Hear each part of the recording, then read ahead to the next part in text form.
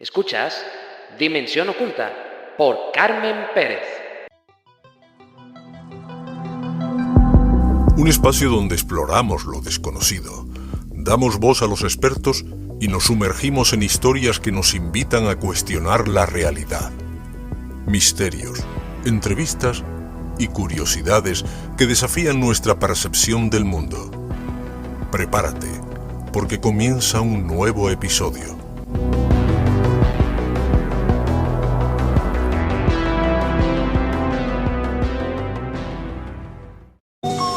¿Por qué quiere curarme? ¿Puede darme un motivo serio que podamos discutir ahora los dos? Rantes, si usted no es un chiflado, yo tendría que admitir que realmente es un extraterrestre. ¿Sabe lo que eso significaría? Que el chiflado soy yo. La naturaleza solo permite un desarrollo muy lento. Favorece más fácilmente un cambio de especie que un cambio de conciencia. Yo soy más racional que ustedes.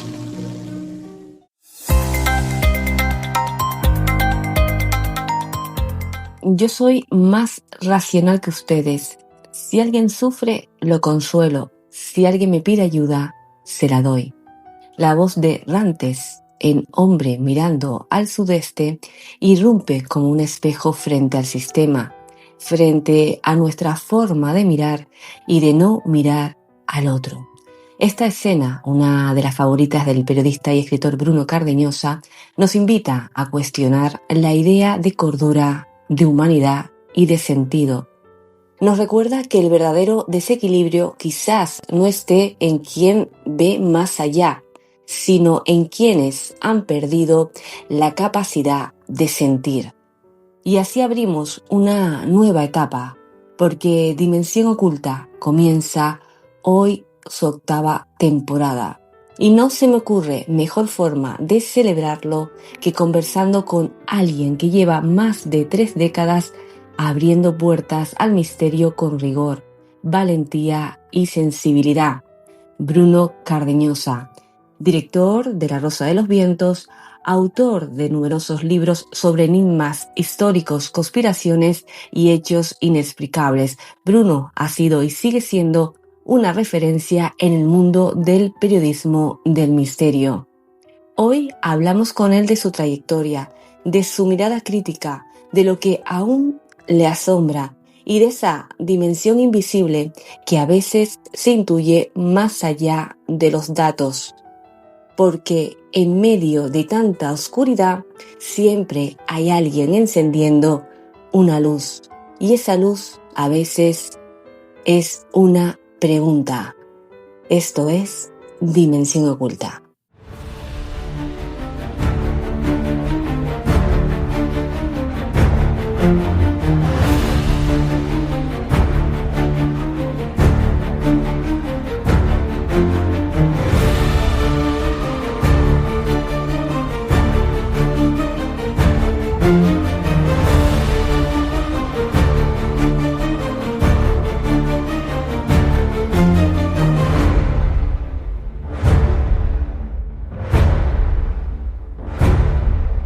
Se los comentaba al principio y tenemos el gran honor de tener en Dimensión Oculta a Bruno Cardeñosa. ¿Qué tal, Bruno? ¿Cómo estás? Hola, muy buenas. Estupendamente agradecido de estar con vosotros. Después os he hecho esperar mucho, he hecho muchos cambios, me he equivocado muchas veces, pero encantado de poder por fin estar con vosotros. Un honor, como comentaba hace nada, tenerte por aquí y para nada, lo que haga falta, Bruno, porque bueno, tenemos muchas preguntas que hacerte, nos hace mucha ilusión tenerte en Dimensión Oculta y para los oyentes se hagan una idea, aunque te conocen más que de sobra, estoy convencida de ello, aquellas personas que como a nosotros nos apasiona el misterio, vamos a empezar desde los inicios, Bruno. Sí. ¿Cómo fueron esos primeros pasos en el periodismo del misterio? ¿Qué te llevó, ¿no?, a dedicarte a este género tan especial? Pues no sé exactamente, bueno, sí, sé exactamente lo que pasó. Lo que pasa que no es un suceso, no es una experiencia, simplemente es cuando yo era un niño, o un niño crecidito de 13 años, pero no deja de ser un niño. Entonces, por Reyes, por unos Reyes, por unas Navidades, me regalaron un libro de JJ Benítez. Entonces me lo leí, lo devoré, La punta del iceberg se titulaba, lo devoré totalmente en unas horas tan solo, y justo cuando acabé el libro ya tenía claro a lo que quería dedicarme. O sea que, a diferencia del resto de niños, no quería ser futbolista, quería ser ufólogo. Ufólogo, periodista. Primero fue ser ufólogo, eso es lo que quería dedicarme a eso. Luego lo dediqué y lo reorienté a través del mundo del periodismo. Pero siempre a partir de ese momento tuve claro que ese era mi camino, y en ese camino sigo y estoy, con diferencias a lo que yo pensaba, evidentemente, pero ese es el camino. Y de esto hace 40 años ya. Tremendo. Todo un Casi valiente. 40 años. Todo un valiente. Aquí estuvo también JJ Benítez y bueno, él comentaba lo difícil, ¿no? Dedicarse a este tipo de temas en aquel entonces en los medios de comunicación. Hablando de ello, Bruno, ¿cuál fue el primer caso o fenómeno que te impactó profundamente? Pues no recuerdo. Bueno, hay dos sucesos que marcan un poco, que son impulsos. Cada caso, cada cosa que uno hace, pues algunas cosas son un impulso y se graban más en la mente y te hacen seguir en esa línea. Por un lado, estaba las experiencias y las entrevistas que yo había tenido, porque la verdad es que lo que me había enseñado los libros de JJ Benítez era a ir con la grabadora, con la cámara de fotos, a hacer periodismo desde siempre, periodismo de grabadora y de cuaderno de notas, y en aquellas ocasiones yo había acudido durante varias veces, después de esos libros, había acudido a entrevistar a un supuesto presunto contactado que existía en Zaragoza por entonces, Pascual Vázquez, y lo que me contaba y las experiencias que viví y el sentimiento humano que aquello me trasladó, y todo aquello me impulsó a seguir en la investigación.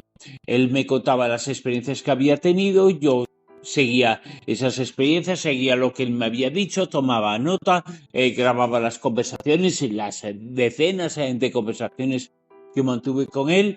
Entonces, y eso fue un impulso. Luego hubo un caso, el 2 de febrero de 1988, un caso ovni, un supuesto meteorito que no era exactamente, no respondía a las características de un meteorito, de un bólido, que lo vio muchísima gente. Entrevistamos a las personas, y aquel suceso supuso otro nuevo impulso, porque por primera vez en mucho tiempo yo me senté delante de testigos, les grabé, les saqué fotos, tomé notas de lo que habían visto, y todo ello conformó un informe que todavía sigue existiendo a día de hoy sobre ese suceso.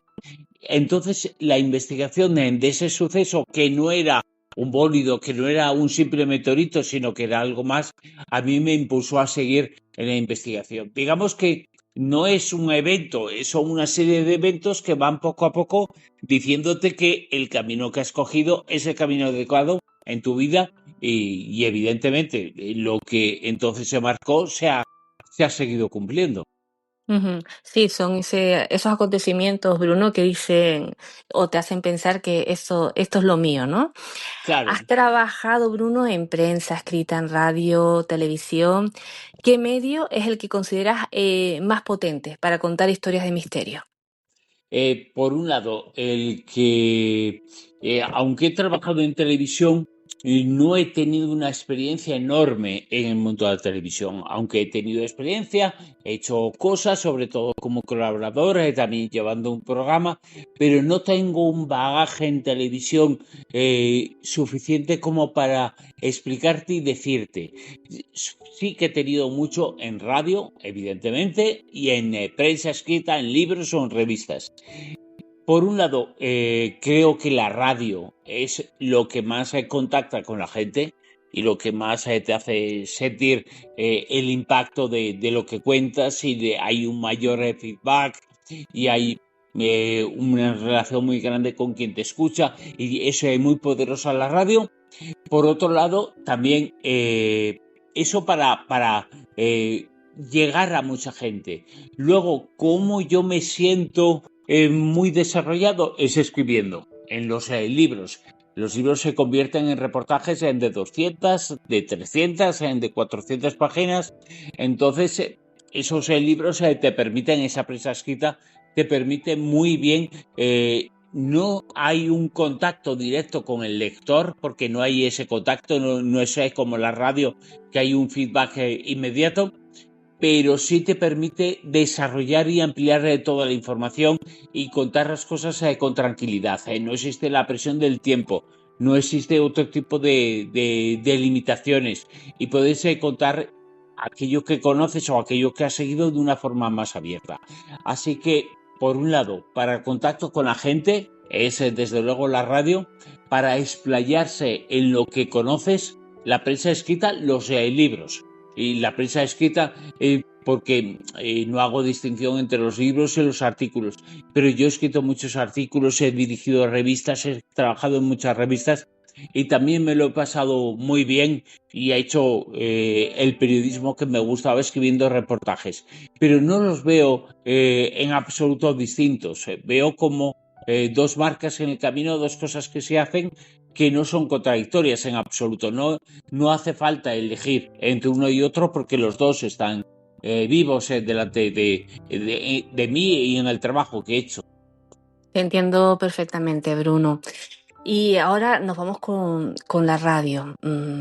Llevas al frente de La Rosa de los Vientos, un programa mítico, muchos años. Y me gustaría preguntarte qué significa para ti haber recogido el testigo de Juan Antonio Cebrián. Bueno, pues en ese momento es que ya parece que el tiempo no pasa, pero es que ya han pasado casi 20 años desde que se produjo el trágico fallecimiento de Cebrián, y que me pidió en esos mismos días, no hubo un impasse, no hubo un término, no hubo un tiempo entre medio, hubo unos cuantos días en los que me pidieron ponerme al frente del programa. Y al frente del programa llevo desde entonces, y me pidieron pues lo que te pide la empresa, pues seguir con tu firma, con tu sello, no haciendo el mismo programa de antes, sino que a partir de ese momento lo presenta Bruno. Antes lo presentaba Juan Antonio, tiene sus diferencias y tiene sus similitudes. Entonces, ¿qué significaba? Pues es coger el testigo de uno de los grandes de la historia de la radio en nuestro país, mucho más grande de lo que uno es, que trascendía al mundo del misterio. Yo no lo veía como un periodista del mundo del misterio, yo lo veía como un comunicador general, integral, mucho más allá del mundo del misterio. Lo veía como un comunicador de radio, pero no vinculado a una temática, sino vinculado a todas las temáticas. Era un grande, es que no descubro nada diciendo eso, y a mí yo tuve la ocasión, la desgracia también, que evidentemente porque fue por una desgracia, de ponerme al frente del programa, ponerme al frente de algo que estaba haciendo un grande. Y llevo haciéndolo 20 años, así que no creo que se haya dado tan mal. No sé si se ha dado tan bien como se esperaba en su momento o tan bien como debería, pero 20 años después significa que he cumplido los objetivos, por lo menos los que puso la empresa, que era Onda Cero, entonces, y sigue siendo Onda Cero. Los objetivos numéricos y de oyentes que me pusieron se han cumplido total y absolutamente. Sí, como bien dices, Bruno, los años pasan, 20 años, ¿no? Y aparte, bueno, que ahí está, ¿no? Como dices tú, un gran número de oyentes, y que también el público ha evolucionado, ¿no? Me imagino, ¿no? En estos años. Sí. ¿Cómo notas el público de La Rosa de los Vientos? ¿Los notas con más escepticismo o con más apertura? No sé si me entiendes. Afortunadamente creo que es un público bastante, por un lado, crítico.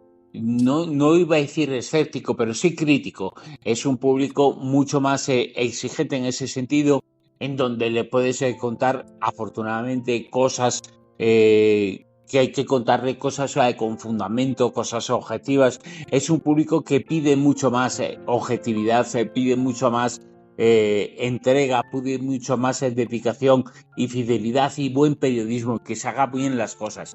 No pide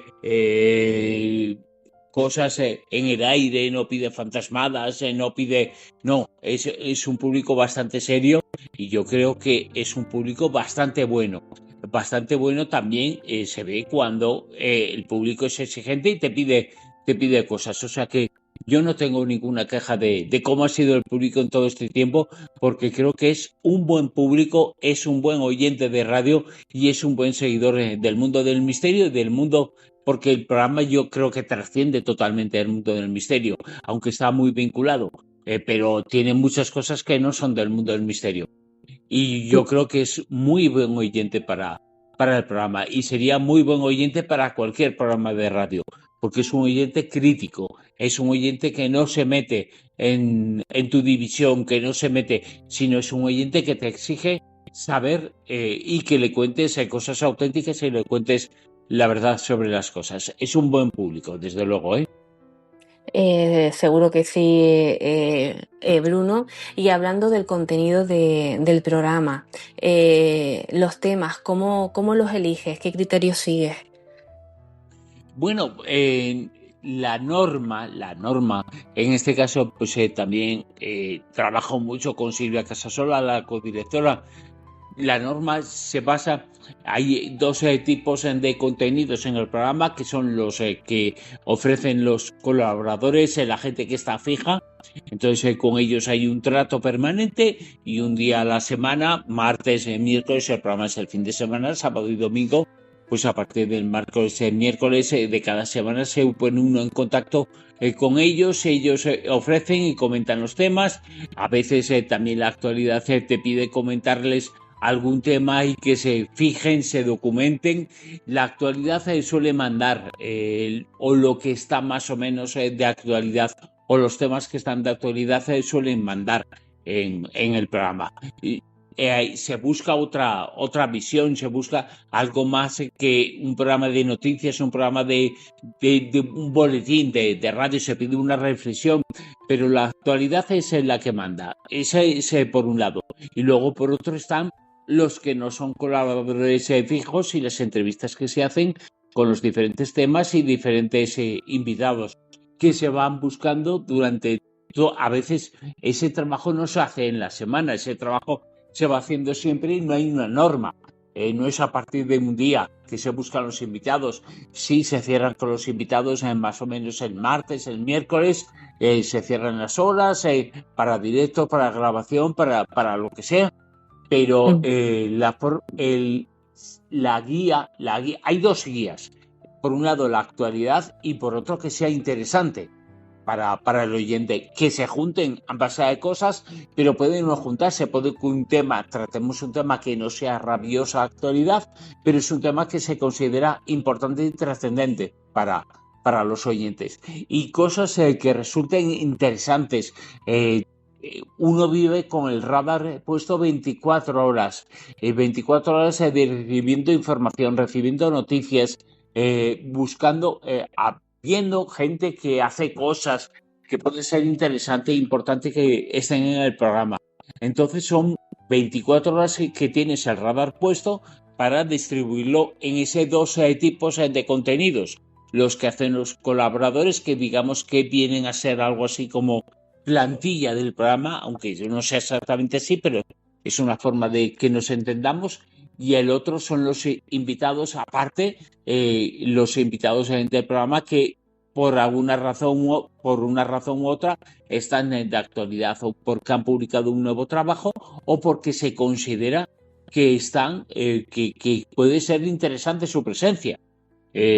Cuando hace 2 semanas o 3 tuve a Ramiro Calle, lo tuvimos allí en el estudio, en el programa, y nos habló de yoga, de sus conocimientos sobre el mundo de la espiritualidad oriental. No había nada de actualidad que me llevara a eso, pero sí me llevaba que en ese radar que uno tiene puesto lo había visto en diferentes programas, en diferentes cadenas de podcast o canales, en diferentes entrevistas, y entonces pues bueno, pues se te ocurre voy a abrir a la gente y vamos a llamarle para tener a Ramiro Calle y para entrevistarle. Y ese es el proceso. El proceso es mucho más sencillo de lo que parece y de lo que nos imaginamos. A veces hay mucha más ambición en un invitado porque cada invitado tiene su historia y su película, pero dices, bueno, pues cuando fue Uri Geller, cuando tuvimos a Uri Geller, evidentemente Uri Geller no tenemos el teléfono para llamarlo, pero en un momento determinado ¿por qué no intentamos tener a Uri Geller o que tuvimos casi en las mismas fechas a Erich von Däniken? Pues eso es en mi cabezonería, son nombres muy importantes y muy conocidos que forman parte de la historia de ciertos temas a nivel mundial y pues buscas libros que hayan publicado, buscas a través de editoriales que hayan traducido sus libros a castellano y que se pueda buscar un contacto. Y al final vas poco a poco, no de un día a otro, vas poco a poco recibiendo ítems de información hasta que al final te encuentras con un teléfono suyo o una dirección de correo electrónico suya. Y lo que hay que hacer es escribirle. Y fíjate, yo me he llevado muchas sorpresas. Por ejemplo, Uri Geller cambió la historia de los medios de comunicación en nuestro país.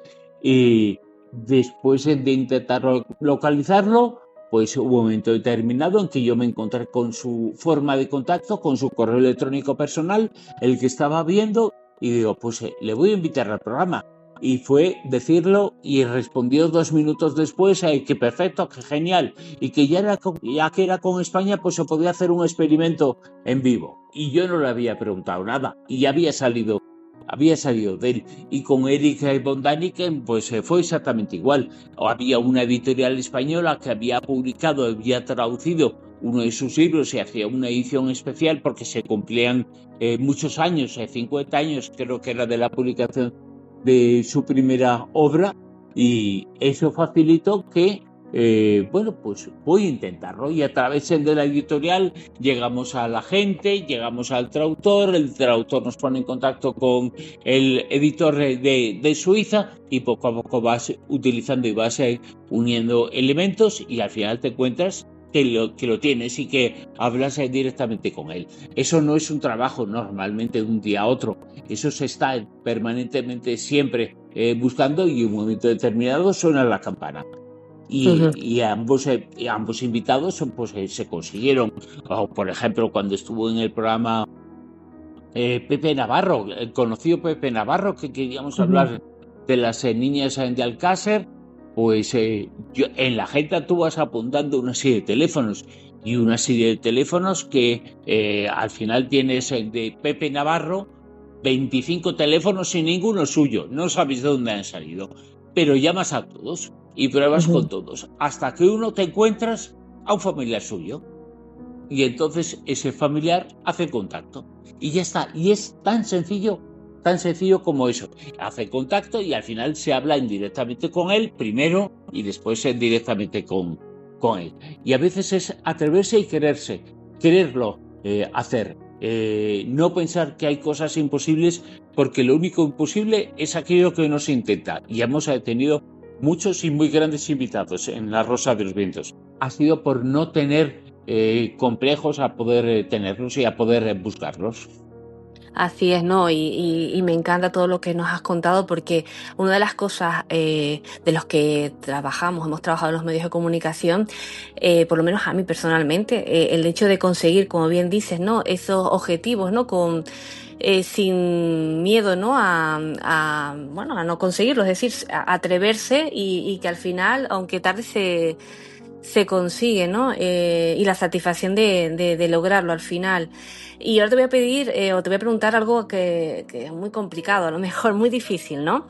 Porque habrás tenido muchos momentos en La Rosa de los Vientos. No sé si nos puedes narrar o contar cuál ha sido de alguno de esos momentos que has vivido dentro del programa más emotivo o más impactante.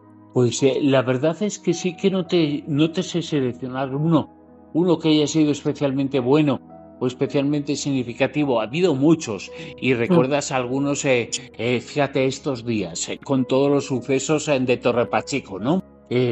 que todos sabemos lo que está pasando ahí, lo que está pasando en este pueblo de la región de Murcia. Entonces me acuerdo de uno de los días grandes del programa, cuando hicimos el programa allí, en Torre Pacheco.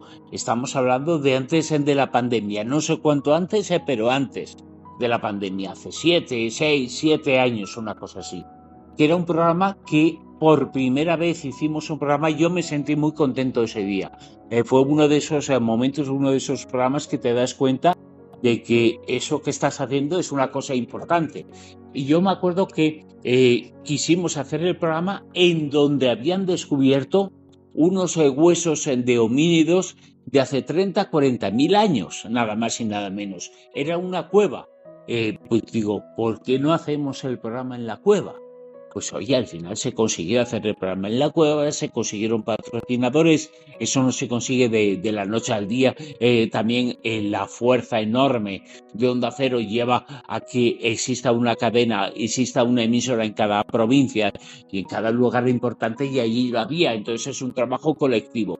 Y el hecho de llegar a ese monte, el monte en donde estaba la cueva, en donde se había producido el hallazgo, y ver allí y levantarme, las horas del programa son las horas que son, e ir a las 10 de la noche, cuando íbamos a hacer el programa, ir al lugar, a este monte, a la puerta de esta cueva, y ver que había un montón de luces, y a ver que había un montón de sillas, y mucha gente. Entonces dices, jolines, se han venido aquí a escuchar un programa de radio toda esta gente, y descubrir eso, que estás moviendo algo importante. Vas a hacer el programa en la cueva, en donde se ha producido, en la puerta de la cueva, en donde se ha producido el descubrimiento. Y allá hay 200, 300 personas que nos van a escuchar. Que hay un escenario preparado, la gente de Onda Cero lo había preparado todo de forma estupenda, y me sentí entre comillas, ¿no?, muy importante y muy satisfecho en ese momento. Cuando tú llegas en mitad de la noche, en mitad de la oscuridad, después de recorrer 20, 30 kilómetros por una autopista, te metes por un monte, y de repente aparece toda esa luz, todo ese escenario que se había montado, y dices, esto es importante, por fin, esto es un programa de radio que me gusta hacer. Entonces yo me sentí muy, muy dichoso en ese momento. Ese es uno de los grandes momentos que yo recuerdo de La Rosa de los Vientos, y que estos días, con lo que ha ocurrido en Torre Pacheco, me ha acordado todavía más, porque el recibimiento de la gente fue extraordinario y estupendo. Ojalá ese enorme espíritu positivo que hubo en ese día vuelva a verlo y todo se olvide pronto lo que está ocurriendo allí. Pero la verdad es que fue espectacular ese sentimiento, el sentimiento de saber que en un monte perdido de la mano de Dios se había montado un auténtico cine, casi que era un cine, con sillas puestas ahí, con luces, era estupendo. Y una empresa de alimentación de allí de Murcia estaba repartiendo botes de comida y de frutas a las personas cortadas en platitos. Dices, pero bueno, ¿todo esto es consecuencia de La Rosa de los Vientos? Pues sí. Y entonces te sientes que en esos momentos sientes que estás haciendo algo muy importante, ¿no? Y tanto que sí, Bruno, son momentos que emocionan y que no se olvidan, que se quedan ahí, ¿no?, en el recuerdo de la retina. Sí. Estos días lo he tenido mucho en el recuerdo, porque el impacto, yo recuerdo perfectamente el impacto. Cuando uno sale fuera, tiene que, cuando hace el programa no lo hace en el estudio, cuando sale fuera, en este caso a la región de Murcia, estamos, evidentemente hay que merendar, o hay que cenar, o hay que hacer algo con los responsables locales, con el ayuntamiento del pueblo, estar ahí con ellos. Entonces uno llega después de esa parte un poco más administrativa, empresarial, y llega al lugar en donde va a llevar a cabo su programa, y encontrarme eso fue una cosa espectacular, fue un sentimiento tremendo, un sentimiento muy positivo. Entonces, y que te responsabiliza mucho sobre lo que estás haciendo, y dices, no cae en saco roto. Ujú. No, no, es todo más cercano, ¿no? La radio más viva, ¿no? Es todo diferente, ¿no? Ahí cuando se ve hasta dónde llega, ¿no? Lo que uno hace o lo que uno Sí, quiere sí, sí. transmitir. Vamos con tu faceta como escritora. Has escrito muchos libros, y como bien nos comentabas antes, es algo que te gusta mucho, ¿no? Porque es una manera de plasmar lo que quieres transmitir de una manera más tranquila, ¿no? Y decir todo, ¿no? Sin tiempo, ¿no? Sino disfrutando de cada momento. Claro. Has escrito sobre sociedades secretas, conspiraciones, misterios históricos, un gran etcétera. También lo mismo, sé que es complicado. De todos esos libros que has escrito, Bruno, y los que están por llegar, ¿cuál ha sido el más desafiante de escribir y por qué? Pues fíjate, te hablo desde la perspectiva del periodista. Esto no se cuenta, no se ve, entonces eso lo sabe el que lo hace. Por ejemplo, hace 10 años de eso o más, cuando se produjo todo la vorágine informativa con el tema de Wikileaks en todo el mundo, se produjo ese impacto a partir de unos vídeos y de unos documentos que habían salido a través de Wikileaks. Parece que sabíamos algo más sobre lo que estaba detrás del mundo y lo que estaba pasando. Bueno, pues yo lo seguía como sigo toda la actualidad. Yo soy una persona que compra toda la prensa todos los días, que está siempre con la televisión encendida, con la radio encendida. Yo vivo la información 24 horas. Estoy permanentemente pegado a la información y pegado a la actualidad, porque ese es mi trabajo y ese es mi devoción también. Bueno, pues cuando toda esa información salió a la luz y se estaba hablando, dijo, bueno, ¿y por qué no escribo un libro sobre este tema? Entonces, claro, buscas editorial, le presentas un proyecto a uno, a otro, y te llaman de una editorial y dices, bueno, pues hay que hacer el libro, pero ¿lo puedes hacer en 2 meses? Digo, hombre, pues, y siempre digo que sí, y lo conseguí hacer en 2 meses. Y eso es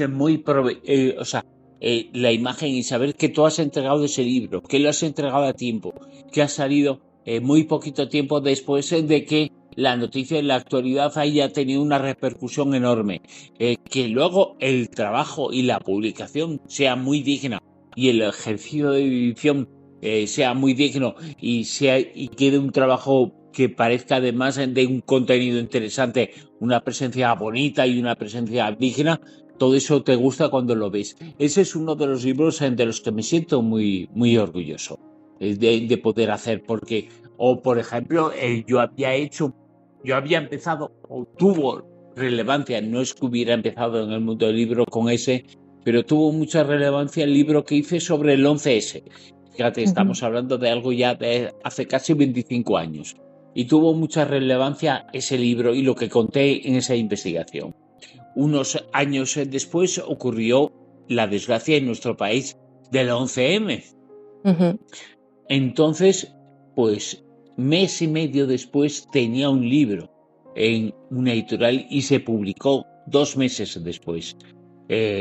Y corrí mucho. Evidentemente ya tenía una serie de información adelantada y anticipada sobre Al Qaeda en España y eso sirvió para poder enfrentarme a ese trabajo sabiendo y porque yo estaba al tanto de todo lo que estaba de actualidad y había entrevistado ya a mucha gente.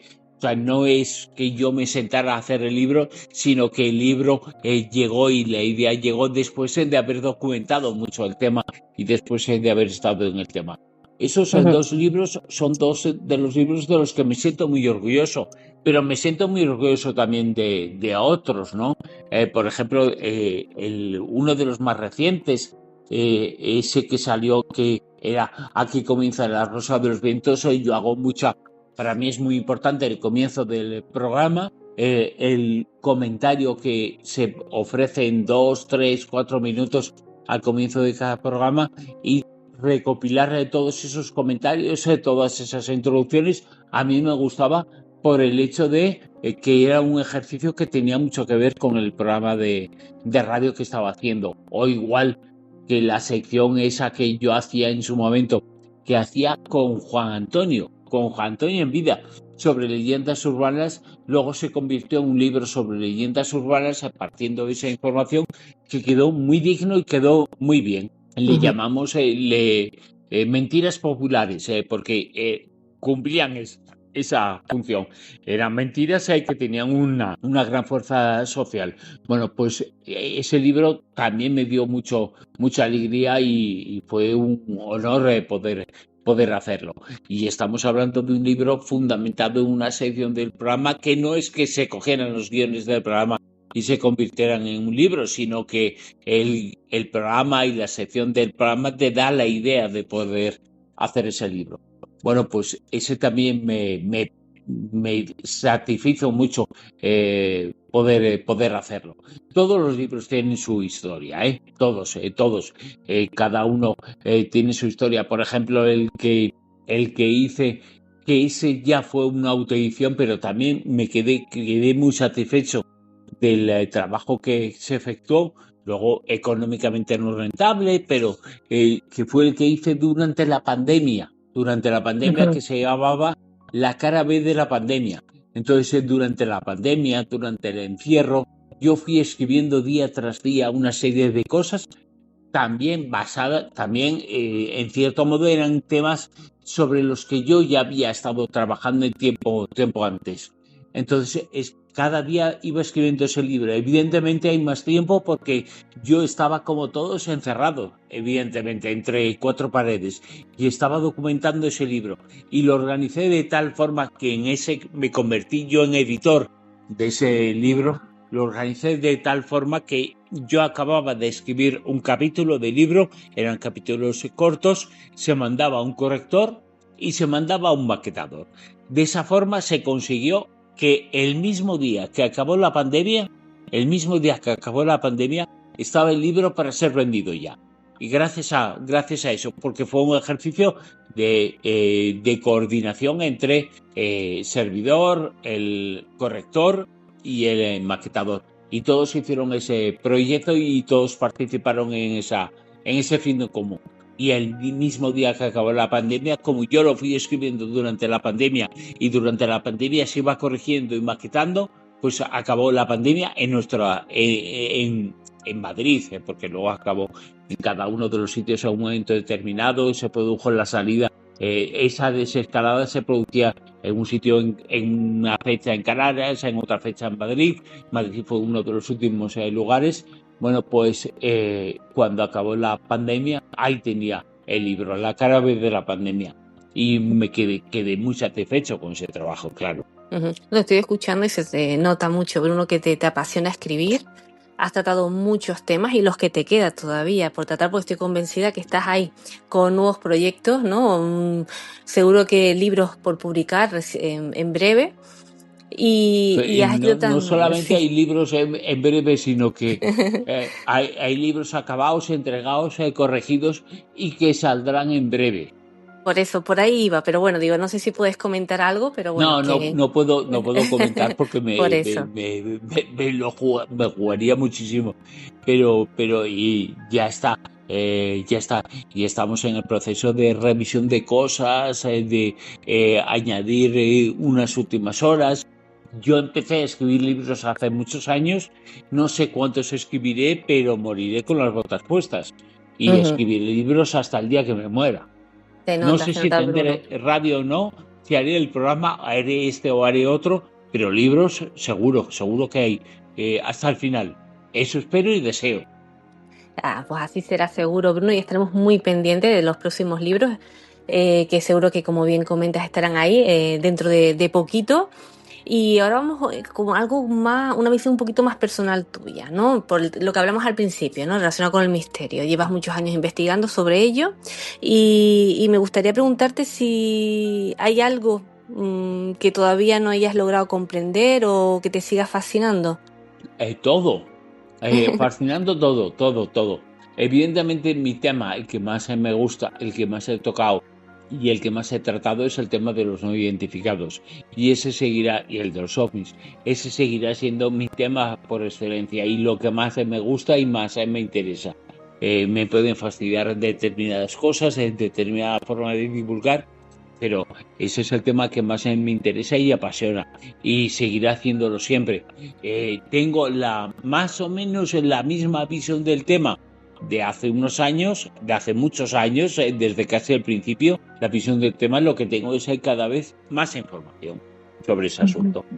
Más información que estoy encantado de poder tenerla y de poder hacerla, porque ujú, el trabajo mío es fundamentalmente, aunque es sacar la grabadora, sacar fotos, estar con las personas que te dan información, sobre todo, pero es de 360 grados.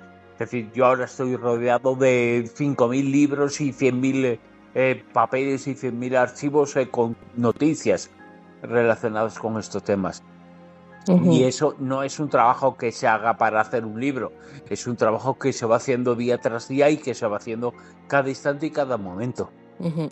Lo suelo preguntar mucho en Dimensión Oculta, Bruno. Aquellas personas que intervienen en el programa, me gustaría saber si personalmente has tenido alguna experiencia que no puedas explicar. Pues no he tenido muchas, no he tenido muchas, he tenido alguna observación aparentemente ovni que me ha sorprendido mucho, pero tampoco he vivido muchas experiencias. No soy una persona, yo no estoy en estos temas por el impulso que me han generado ciertas experiencias, o el estar en estos temas me ha provocado tener algunas experiencias. Están completamente desligados ambos asuntos. Yo no he sido una persona que haya vivido experiencias. Sí que he tenido una observación de algo extraño cuando comenzaba cuando comenzaba en este mundo, no, mucho antes de comenzar en este mundo, pero evidentemente no es una experiencia relacionada con ninguna investigación que haya tenido, que fue la observación en un pueblecito de Guadalajara de un extraño objeto cuando yo era un niño, y poco después el contactado que te he dicho me predijo o anunció que se iba a producir en determinada fecha, en determinado lugar, en determinada dirección, se iba a producir un avistamiento de algo extraño, y se produjo esa observación, que no era espectacular, pero era coincidente con lo que él había anunciado. Pero más allá de esas dos experiencias, no ha habido ninguna más. No he sido una persona que haya vivido experiencias, por lo menos conscientemente. Bruno, estaría hablando contigo horas y horas porque nos encanta tenerte por aquí. Para terminar, ¿qué te gustaría que quedara como legado de tu trabajo cuando alguien escuche un programa tuyo o lea uno de tus libros, dentro de unos 20 años, por ejemplo? Dentro de 20 años espero seguir haciendo libros, aunque ya no seré un niño. Bueno, ya no soy un niño, evidentemente, pero espero dentro de 20 años seguir haciendo los libros. Ya las otras cosas, evidentemente, no lo sé. Sí me gustaría marcar lo que ya hago, ¿no? Y ver ese reconocimiento que en cierto modo uno lo puede tener, que soy trabajador, luchador y comprometido con los temas a los que me enfrento, y que tengo unas creencias firmes y fuertes sobre determinados asuntos, y unas ideas muy fuertes sobre determinados asuntos, que todos los asuntos que trato, aunque tienen un interés científico, un interés documental, pero también tienen un interés, yo lo llevo mucho a la parte humana, al compromiso humano, que intento llevar la información y llevar el periodismo con honestidad y con verdad. Yo me conformaría con que se me recordara de esa forma, como una persona honesta, una persona que como decía Ramón y Cajal, que es el gran científico español por excelencia, yo tengo enemigos como todo el mundo, pero él tiene una frase muy buena que decía: no tienes enemigos, que le decía a alguien, no tienes enemigos, es que jamás has amado la verdad.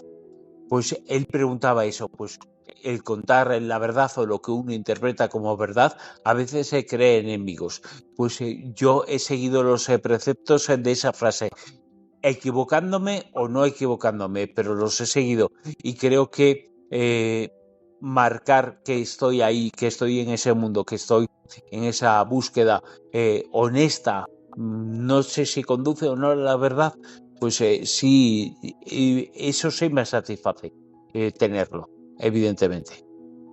Bruno, gracias por acompañarnos, estar aquí con todos nosotros y esperamos, bueno, escucharte pronto seguro, ¿no? Pero tenerte de nuevo por aquí, por Dimensión Oculta. Un abrazo enorme.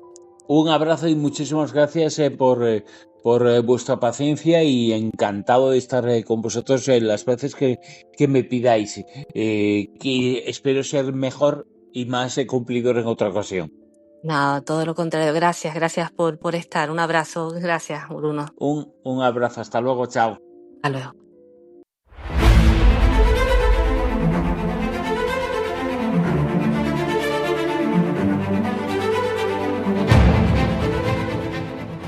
Hay personas que, sin pretenderlo, se convierten en faros. Bruno Cardeñosa es una de ellas. Con su voz pausada, su pensamiento crítico y su inagotable curiosidad, nos recuerda que el misterio no es solo aquello que está fuera, sino también lo que habita en nosotros.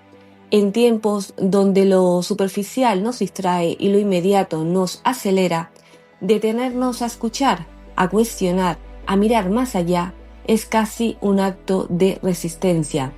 Gracias por acompañarnos en este primer episodio de la 8ª temporada de Dimensión Oculta. Lo que viene será intenso, profundo y sobre todo humano. Porque al final, como decía Rantes, si alguien sufre, lo consolamos. Si alguien pide ayuda, se la damos. Y si alguien busca respuestas, aquí estaremos preguntando juntos. Hasta el próximo episodio. Gracias por estar ahí, al otro lado de las ondas.